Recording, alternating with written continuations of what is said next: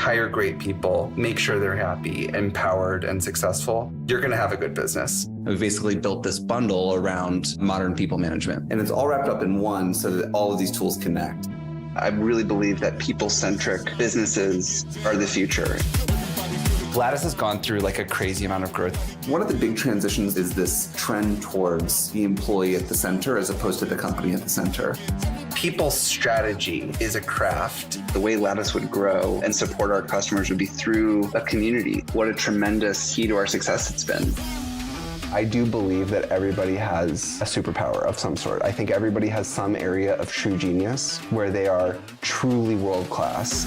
People are capable of wildly outsized impacts on returns. The role of the leader is to help people find, hone, and express that.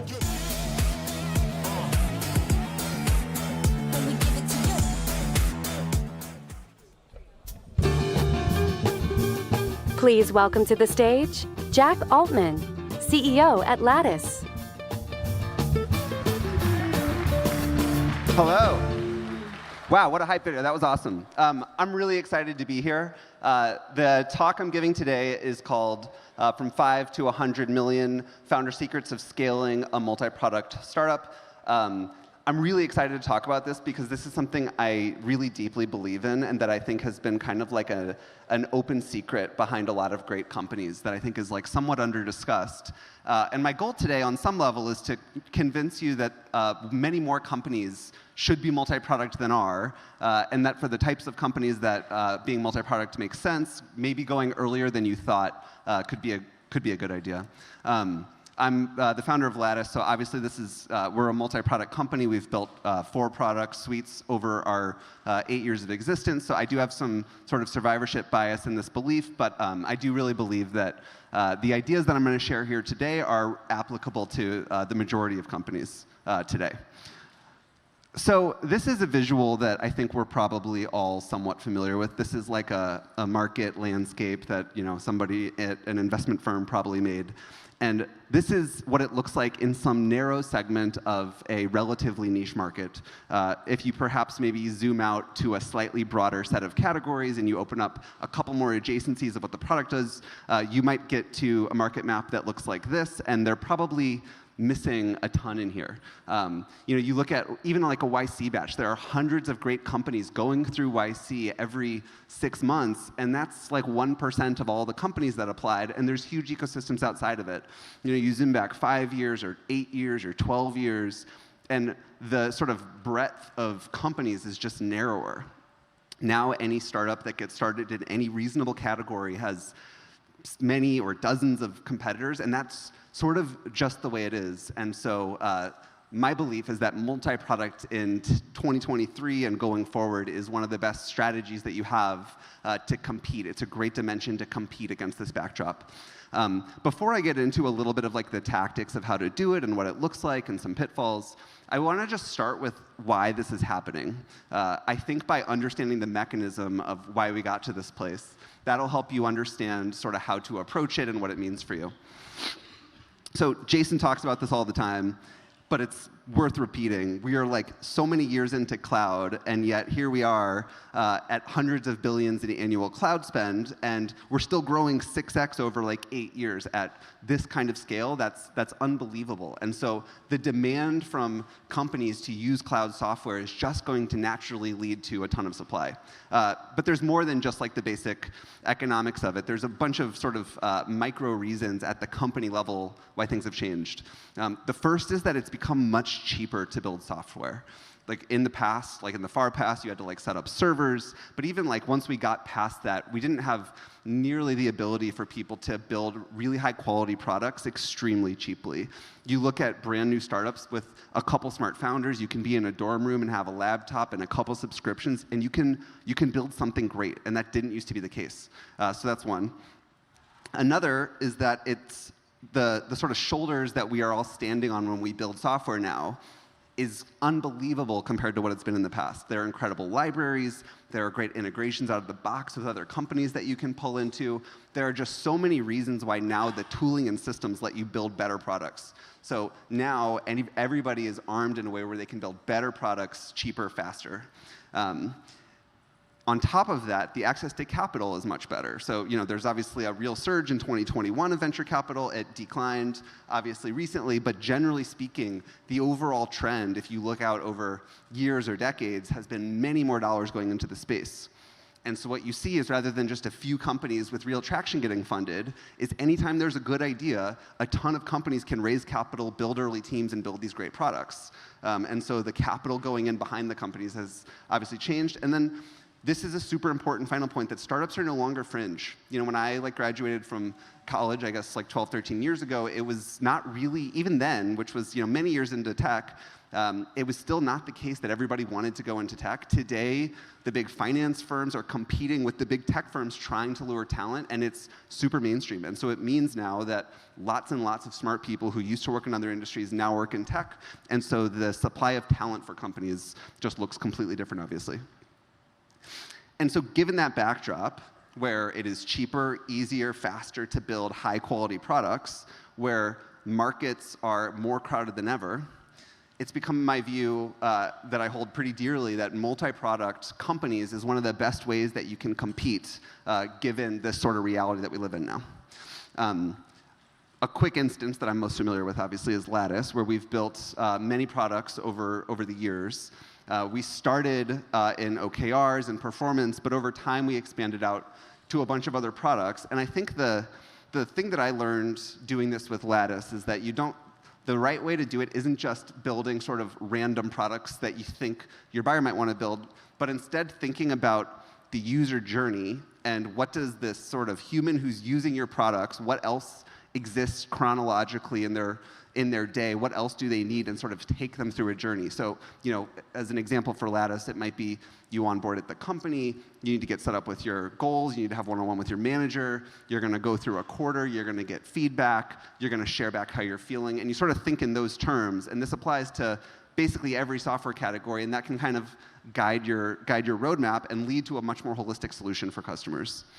I sort of share this timeline of when we built our products for a couple reasons. The first is you'll see that we've done it consistently, but there's years between each of these products. It doesn't come quickly. It takes time to build these things, and it's really hard work.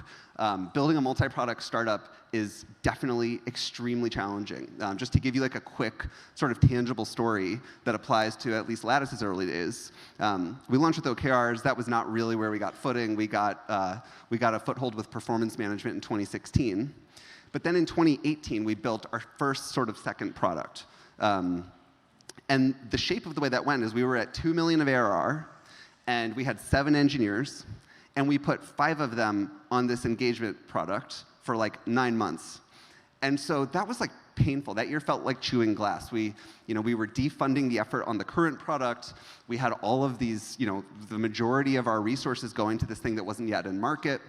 And that was a difficult period to go through. And so it's not to say that this stuff is without cost. Breadth and product depth absolutely are in some amount of tension, but I'll talk about the ways that you can resolve them.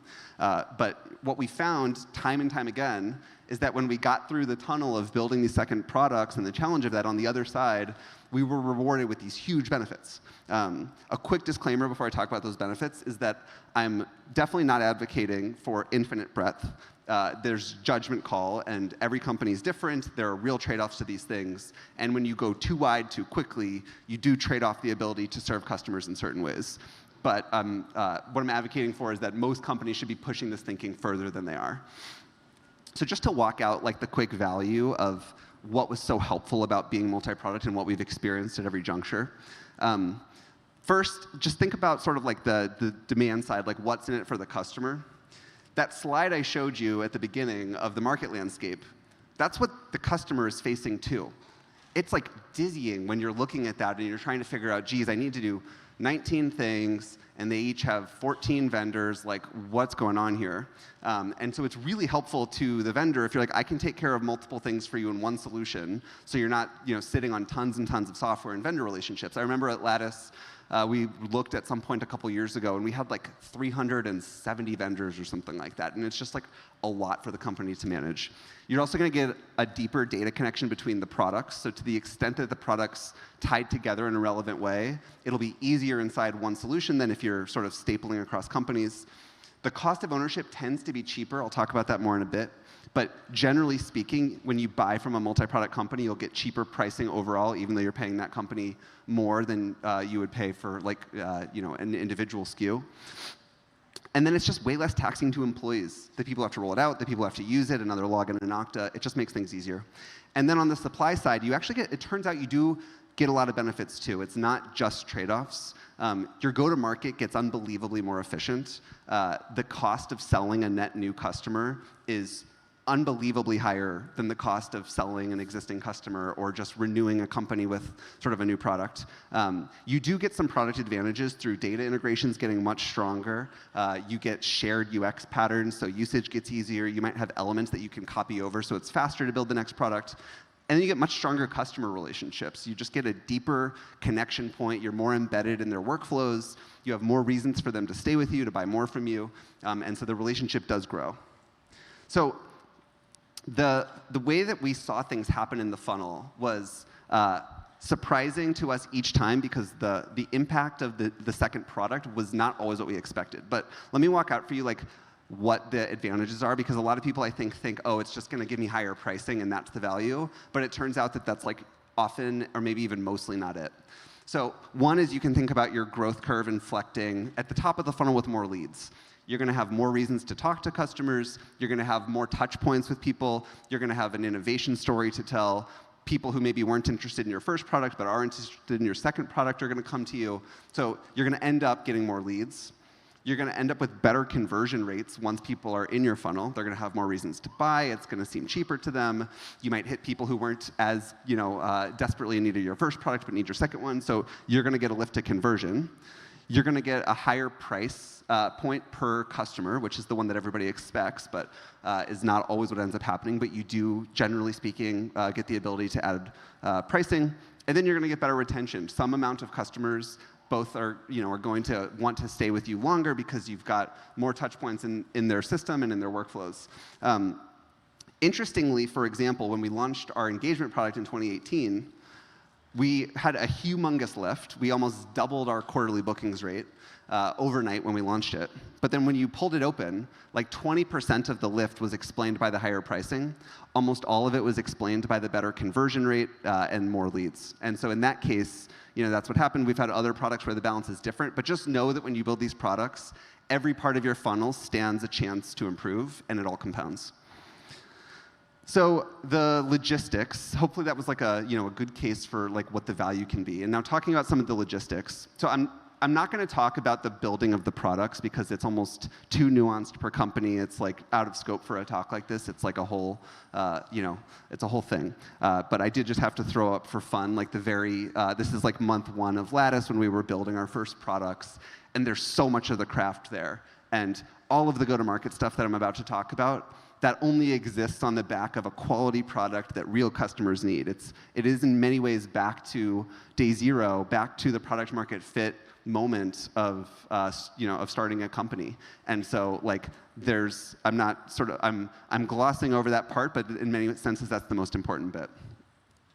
So on the taking it to market, obviously every company is going to be unique, every product is going to be unique, every competitive landscape is going to be unique.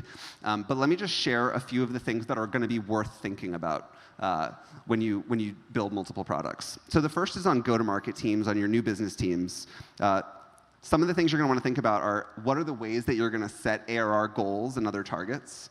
There are many cases in which setting ambitious goals will help you. There are going to be times when actually attaching ARR goals is not going to be helpful to you and you really just want to be getting distribution, but this is something that you really want to think about and like what are those incentives. Second is going to be who's going to do the selling. Do you want to have an overlay team that only sells this new product, or are you going to try to enable your entire sales force? And this question exists whether you have 2 sales reps or 12 or 50.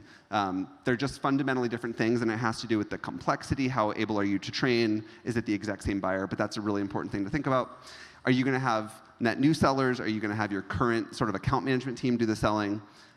Those questions really matter. One thing to note, and I've seen this at Lattice, I've seen this at a lot of other companies, is surprisingly, you would think, generally speaking, you would expect to see more velocity on cross-sell because you already have the customer relationship. What tons of companies find is it actually comes more easily on the net new side than on the cross-sell side for various reasons.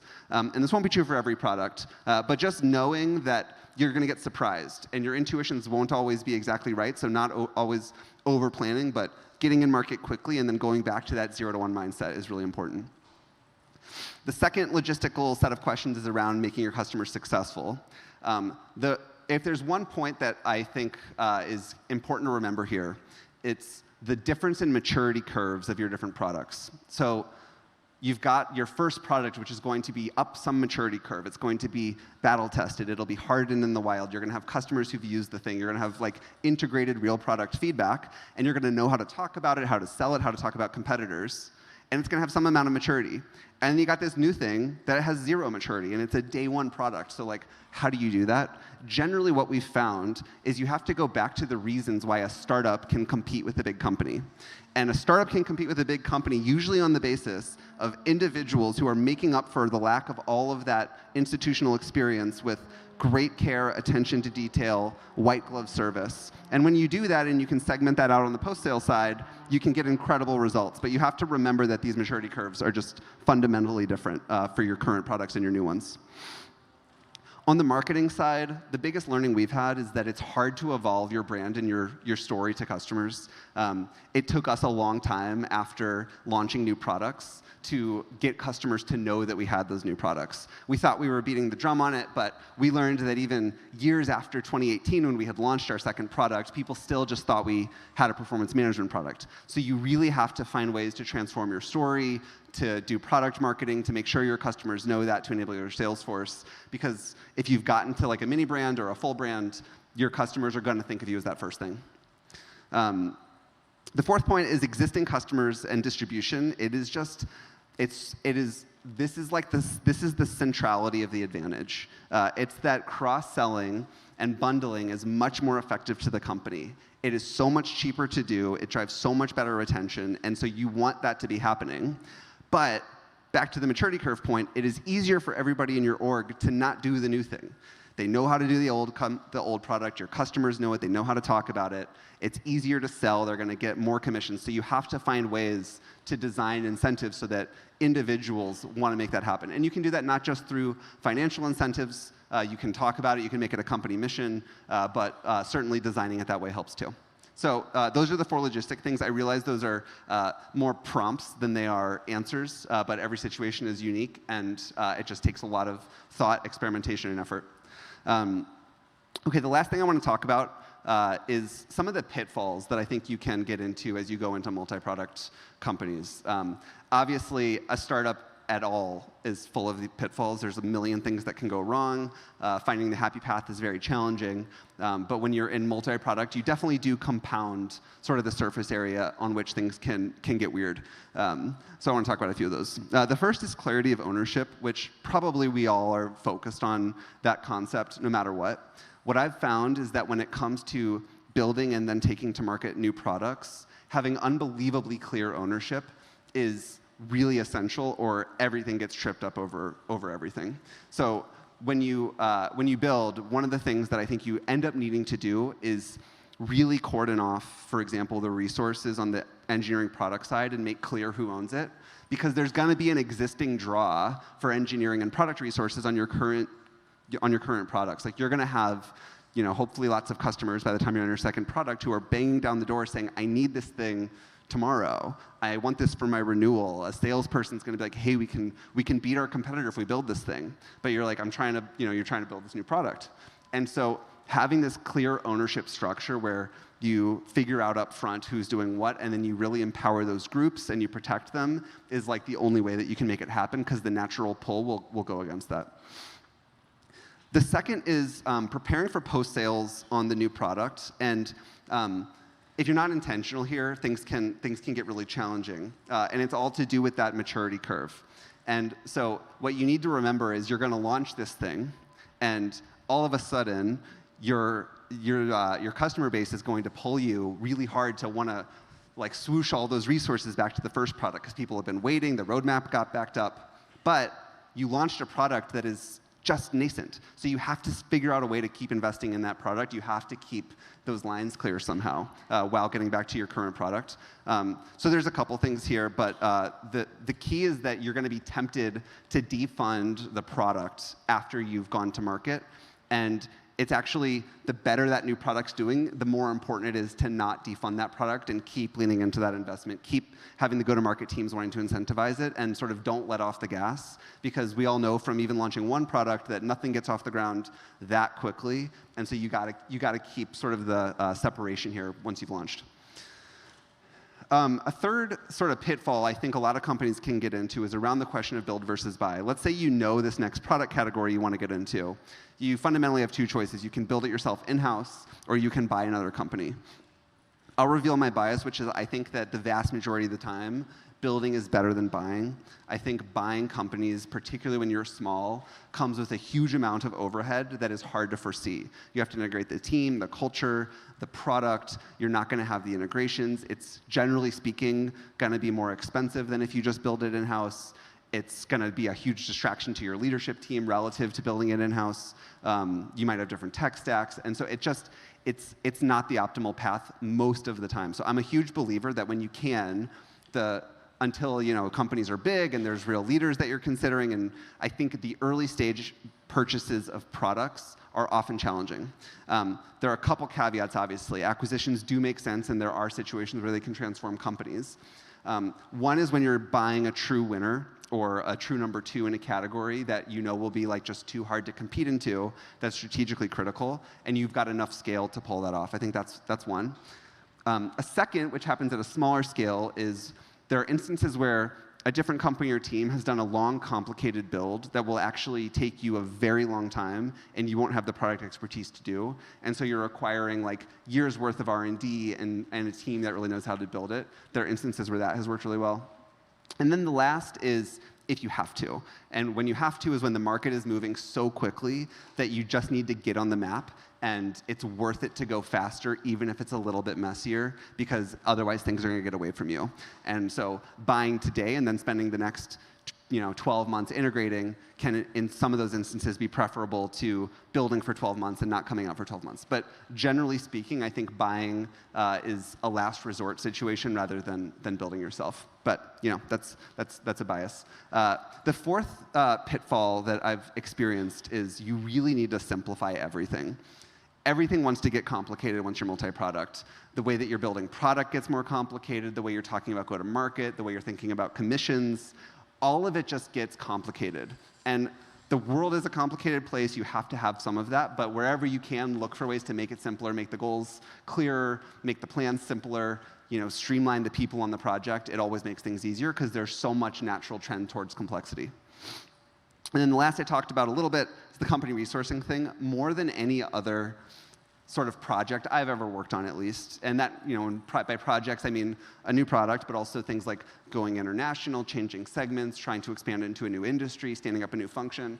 More than any of those, a new product, both the build and the launch, can suck company resources at a rate that you didn't expect.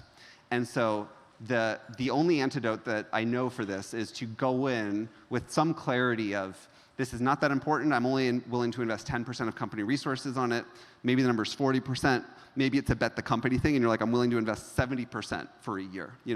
But if you don't have that clarity as you go into it, you can get trapped like extremely quickly. And so having that up front, I think, is really important. Okay, so just to summarize, the key takeaways I shared. The first is that we are in an extremely and increasingly noisy SaaS market, which is natural, and the market is getting bigger and bigger each year, and so it is just sort of the way of the world.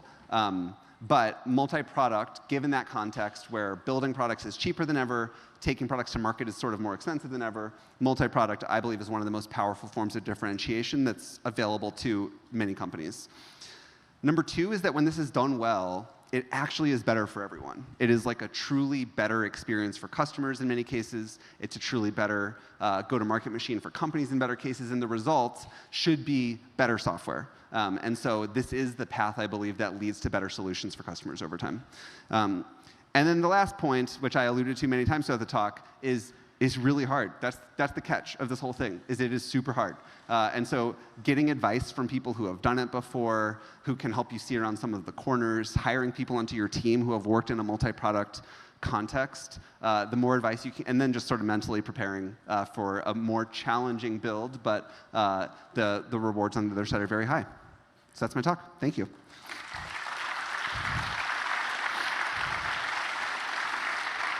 And I think we have time for Q&A if anybody's got any.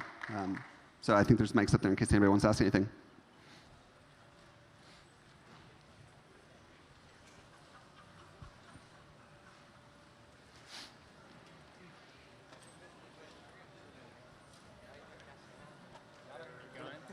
Hey, can you just thank you for pitch? Really exciting using your product. Actually, back when you launched the OKRs, we left, but Awesome. then back when you launched the engagement and all this stuff. Quick question: how can you clarify how is your product team is built? Like, this is different products for each of the team. Like, just a bit about. Totally. Yeah, it's great. So the question was about how do we set up the product teams. This is a whole great topic. And there's basically two choices on some level. You can either stick with a functional product org where you have product engineering design each rolling up functionally, or you can do a GM structure where you put one person basically at the helm of a mini eng product design unit. We've done both. Basically what we've ended up doing is for our smaller builds, we've kept the functional structure, but then for the big builds, which we're the current big build we're doing, we've had a GM for it. And the advantage of it is then you have one person who's got the whole thing in their mind and can cordon off all the resources in the company. So generally speaking, what I would say is the higher percentage of your resources you're going to give to the new product, the more likely a GM structure makes sense. But a lot of it is also like the personalities in play and who you have specifically. But those are the two choices, is functional or GM, and we've gone GM when it's bigger. That's basically how we've done it. Question, how do you go about deciding if something is a new feature or if it's a new product? Because as a builder, you just want to give more and more away for free, Totally. right? But Yeah. we are also supposed to make money, they tell me. So. 100%. Yeah, it's a great question. I mean, the question here is like, when is a feature a product, and when should you just inject value into the software? And the truth is, it's a great question because you need to, right? Like, if Lattice wasn't shipping more value and more feature improvements to our performance review product each year, our customers would be like, well, what are you doing? And we can't just charge more for that for no good reason. So it depends on the area. It's easy if you're in an existing area because you can look at what are the line items that your customers are used to purchasing. So in our case, performance management was one line item, engagement surveys was another line item, compensation management was one. And so you can actually take a sort of what's the customer's budget look like and just ask them what are the tools you pay for. And if they pay for something else, you can likely ascribe value to it. But then, yeah, sometimes on your own product, on your central product, if you're just adding better roles and permissions, like a cool new thing, but really inside, it's all a judgment call, but you do have to do both. But yeah, it's sort of, it's like customers, what do you pay for? Like, tell me the list of things you pay for. If they're buying a point solution, that's a good answer that you could charge for it yourself. It's hard though. For the engagement product, who is the defining person in your company that really led the charge for that product? Like, was it sales based off losing to a competitor that you kept seeing, or was it you just personally talking to maybe a customer advisory board or CPOs? I'd love to know those dynamics. Yeah, it was, well, we were small. It was me and my co-founder was our CTO and ran Eng product design. And so he and I kind of figured this out together. And the way we figured it out was, in the early days, hopefully you're spending a huge amount of time with your customers. And we were just at dinners with our customers all the time and talking to them. And they were just raving about engagement surveys and how important it was to them. And we just heard it so often. And you'd say, like, what's your tech stack? And it would be, an HRIS, a performance tool, an engagement tool, an ATI. Like, every time it was always in the stack. And we pulled it open. We realized it wasn't that hard to build, and it's the same buyer, and we went for it. Yeah. Cool. And what was like the title of that? Was it like CPO or was it head of people? Because like that role was really forming during the time when you were building that. I mean, he co-founder CTO, but when it's a co-founder, the titles are. Oh, sorry, I meant of the customer. Head of HR. It depends on the size of the company, but it's CPO at a big company, maybe VP of HR, director, but head of HR. Cool. Yeah. Which is totally what I believe, by the way, is talk to that the top level exec owns the budget most fully. So yeah. Hi. Are there any product areas where Lattice is currently looking to develop next? And what are the hot things in talent management, the next upcoming things? Yeah, it's a great question. We have one big launch that's coming in 2 weeks, so we'll share more at our conference shortly. That's like this thing. It's the 5th product suite that we've been working on. Within talent management, a lot of what we're doing at this point is to do with our performance and talent reviews, where we're basically increasing the functionality for our bigger customers. And now we're at the point where the product's really mature. So a lot of what we're doing is handling more customizations. We're doing better roles and permissions. We're handling calibrations. So that's a lot of what's going on there.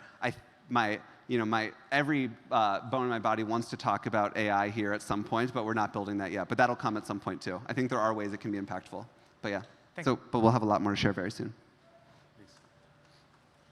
When you were talking with your board about the R&D spend for a new product, did you carve that off to the side, or did you lump it in with your overall R&D spend and try to manage that? That's a fantastic question. We do both. So today even we look at what would our run rate spend be without new product investments, and then we also have of course the add-on. So we understand both these aren't the numbers, but Eng product design percentage as spend as a percent of revenue is 45%, but it's actually 33% if you take off new product investments or whatever. So we look at both. Awesome. Thank you very much. Yeah. Hi. What recommendations do you have to train the salespeople, and also how do you do to maintain their focus on the actual product? Yeah, it depends. Unfortunately, the answer is it depends on how complex is the new product. So if it's a simple new product, you can enable the new sales team very easily. If it's a complex new product, you can't. It depends on what the pricing structure and comparison is. So you think through a sales rep's perspective, or you listen on Gong or something, and you're like, where are they focusing? And their incentives will show you, well, they're just talking about the old product because it's easy, or actually they're spending all their time on this new thing because it's what's helping them close sales. So there's no perfect answer, unfortunately. It is really case dependent and requires we've done both, where you enable the current team, where you enable a new one. So I wish I had a here's the answer every time, but it just depends. Okay. Sorry, it's such an unsatisfying answer. Okay. Yeah. Hi. We're doing exactly the same thing now for the last 6 months. And we have 2 new products, and one is higher market and one potentially is lower market for many people, and it's a lot cheaper. And what do you do if the buyer's not the same, or the offering is for So do you have different products for both different segments and different buyers? Yeah, the buyers may be different. That'll just be challenging. It's not like it's not doable, but it's just more layers of complexity. So you're going to need to do different marketing and different go-to-market motions because of the different buyer. You're going to need a different product on board when it's more self-servy versus if it's implemented. Hopefully at some point you'll have a vision where you can connect them somehow. And it doesn't have to fully connect, but you'll want some bridge between the things. There are examples of companies that run just different products that are selling to wholly different buyers, and they're basically, you could imagine an extreme version of this where Lattice launched a marketing cloud just because we felt like it, and then we just tried to start marketing that, and it was to a different buyer, it was a whole different thing. It's not like it's impossible, it's just you get less of the valuable synergies. So I guess I would encourage you to try to think of where are the overlaps that you can get value from, and then is there some path to increasing that overlap over time? It's not undoable, but it's just more dimensions of difference. Okay, thanks. Yeah. Thank you so much. I'm Preeti with Freshworks, big customer, big fan. Thank you. Question for you. What is your vision for the next year to 3 years? Because you have launched a lot of products which we're using. And second question is, as you grew it from 0 to 100 million, when did you focus on growth, and when do you return to profitability? Yeah, totally. And thanks for being. Yeah, Freshworks is awesome. it really, to me, at some point we realized we had two choices. We could either take our narrow suite of products and performance and try to just go all the way to the enterprise, serve McDonald's, try to go serve the biggest companies that we can, and that could have been one approach. Or we could do what we've done, which is stay really focused in the mid-market, so not for tiny companies, not for the massive enterprise, and basically build a whole suite. So over some period of time, the goal for us has to be to keep building out that product suite to do as many things as possible for the buyer as we can. So given sort of that strategy, that's where we're going, is just continuing to build out for the current customer base rather than expanding up market. Yeah. And what was the second part of the question? The 0 to 100, when do you focus on growth versus profitability? Yeah, I mean, it also depends on what the year was, right? Like, in 2021 versus in 2023, the mindset's different because the cost of capital is different. But it's a balance, and we're still investing in growth, but now we're at a stage, I think, as you round, 100, you do want to be charting your own path to profitability. Like, you don't want to keep raising rounds, right? So I think like it's a gradual change. Yeah. Hi, thank you. My question is, can you elaborate a little bit more about how did you rationalize, especially at the early days, focus versus diversifying? In other words, have you thought about what could happen if you have invested all your time, effort, and resources in the OKR products? Could be 10x, 20x better and growing faster or not? It's a great question. I ultimately, after a lot of reflection, and obviously the reflection was based on closeness to customers and being steeped in the market, I basically concluded we had no choice but to go multi-product. One of my board members said something really wise to me, which is like, as a SaaS company, if you don't have some way to see yourself at 100 million of ARR, still hopefully growing 50%, you just can't build a big company. So even in the early days, you need to be planting seeds where you can see a path where one day at 100 of ARR, you're like, we can add 50. And I was like, there's just no way in the current setup of the product category, given how competitive it is, the total share of wallet, what segment we seem to be able to play in. And so I was like, the current path it just isn't going to be possible. It won't be big enough, and we won't be able to get a big enough share of that pie. And so then that led to this conclusion of we either really have to go up market or we're going to have to go wide. And then it became clear to me to go wide. So that was how. But it was about thinking about that future state where I was like, this isn't big enough and there's not enough differentiation with that crazy market map. Because when we started, we had like 12 companies doing the same thing. And we thought we were doing it better, but every single sale was a knife fight, so. Makes sense. Thank you. Hi, thank you for the session. So my question is, how do you build like a multi-product at the same time that are all demanded, pre-product market fit with a small tech team? Just generally?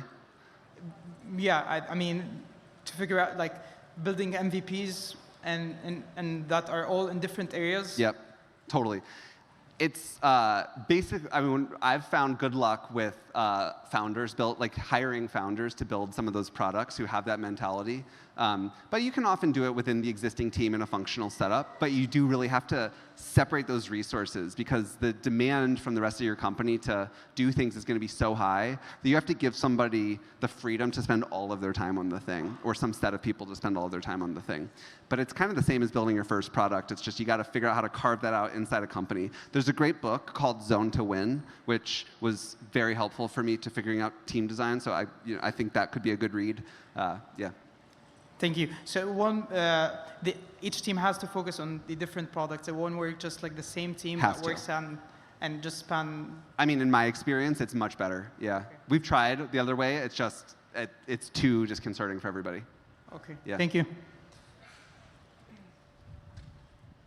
Jack, since you're in people's performance space, I just wanted to know, and I don't have skill testing SaaS. What do you think is the future of skill testing? It's a great, I think that skill testing is extremely popular right now in a positive way. I think there are basically two ways to think about performance measurement and growth. You can think about inputs and outputs. I think skill testing, skill development, I think that's a really healthy thing for companies to be thinking about. It's very input oriented rather than just like testing people's metrics. So you're seeing skilling as like a growing concept for HR teams. my hunch is it'll just keep growing. Like the popularity seems to be increasing right now. You know, it's a different philosophy. It also takes it takes teams and effort, and it takes infrastructure inside the company to take it seriously. So it tends to skew for bigger companies where it exists. Like I don't think skilling software works in a 100-person company, but it does work in a 5,000-person company. But it's a real thing, and I think it'll stay. Yeah. Thanks. Hi. Oh, shit. So as you launch new product lines, what should be the relationship between like the messaging of your sort of entire company versus like the specific product lines you launch? Like, should you change that entire messaging or just focus on like the micro messaging specific to each product line per marketing channel? Yeah, good question.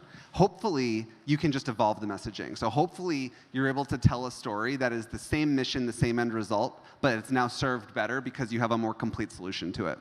There are cases where what you're doing in the new product for various reasons has to be so different or so disconnected that you do end up needing to like wholesale update what you stand for in the world. But ideally, you're able to talk about a story where it was this thing, and now it's just a bigger version of that same thing. So hopefully you're able to stay in the same essence, but in a way that just expands the story.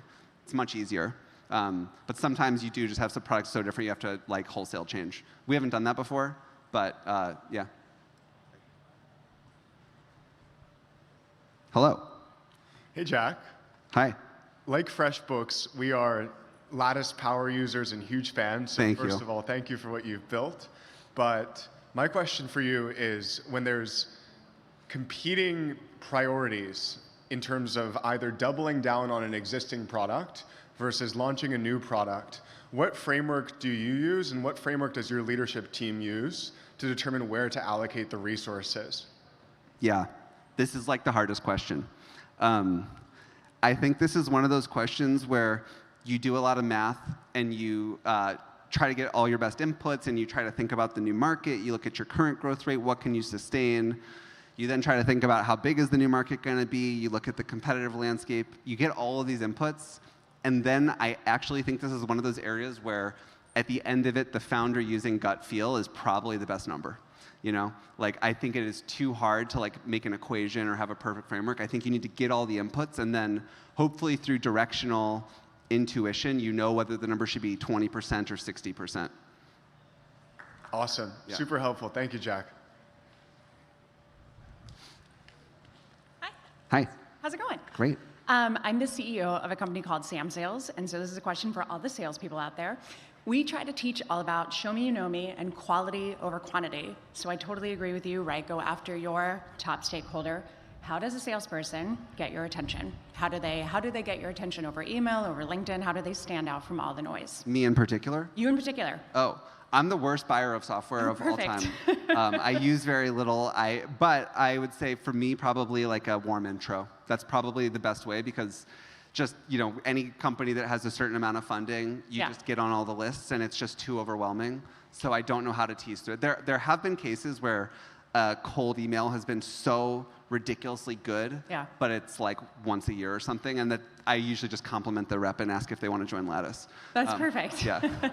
What if somebody sends you an email that has a subject line that references Princeton and maybe some common connection you have, even if they can't use that as a warm intro? Or you risk giving them an open? I think that's good. I think all that stuff is good. For me personally, there's too much of the noise. And so I think someone's going to have a better time going to one of the like departmental execs. Yeah. I think when I was smaller and I knew what software, but like I don't even know what software we use a lot of the time because there's just too much noise, right? Like it gets to a certain size where it just gets to be too much noise. That's how I operate. I know there are CEOs out there who operate differently where they know the products, they know the implementations. So I think you can go after CEOs. I'm just like, I got to find sanity somewhere in my life and I'm just not going to buy software. So Cool. that's Thanks like so much. the honest truth. Thank you. Hi. The technology disruption happened in the tactical HR space 20 years ago. It's now happening in the strategic HR space. How do you see that playing out over the next couple of years? And how is Lattice responding to that? Yeah, you're 100% right. So that basically we went, 20 years ago we were talking about is we went to like cloud. We just like took it from PeopleSoft to Workday and we had SuccessFactors and we brought it to modern usable technology. The thing that happened now, kind of like I was mentioning at the beginning, is you do just get better software as the years go on because of, it's cheaper, better, all those things. But a lot of what happened actually is due to this secular trend where the employment relationship, the balance of power really shifted from companies to employees for a whole bunch of reasons. And I think that's the underlying trend that led to updated people processes and companies responding with performance management being about growth and development rather than just evaluating, and about compensation needing to be up to date and thoughtful, and engagement surveys being a thing you should do at all because you should care what your employees think. So I think even though 2023, this dynamic is different than 2021. The secular trend is so obvious. This is definitely the future. I think going forward, HR is strategic, not back office. And because of that, do you see industry consolidation because certain tech HR companies don't have that strategic HR? Yeah, I do see consolidation. Also, just because the trend is you get a certain number of years into any trend, and what happens is first come the point solutions, and then comes the consolidation. So we had cloud that leads to a bunch of point solutions, then you get consolidation. Now in this HR boom, you had a dynamic where a lot of point solutions were able to come up. We all started building wide. It'll just keep going until there's a new thrust of change. Consolidation will be the fundamental dynamic. There'll still be point solutions, but it'll more trend that way now. Yeah, I think. Thank you. Yeah. Thank you. I see we're at time. I don't know if we need to bounce, but. I think we just ran out of time, but okay, but last question. How do you think about pricing when you have different products? Do you bundle them together, or is it like a entry point to the funnel, every product, and then you expand from there? Yeah, well, there's different entry points, but generally the overall mindset I have is be slightly cheaper than what the leading combo of products would be in the market. So if you have 3 products and those, if you were $10 each out in the market, generally speaking, I would try to land at a place of if we offer all 3, it should be $22, not $30. So we can still get a lot of those benefits, but a customer has lower cost of ownership. And then in terms of what's the on-ramp, which things are your hooks, do you have to buy the whole thing at once? That all depends. But yeah, generally I try to be a little cheaper than the premium set of independents. Yeah. All right, thanks everyone.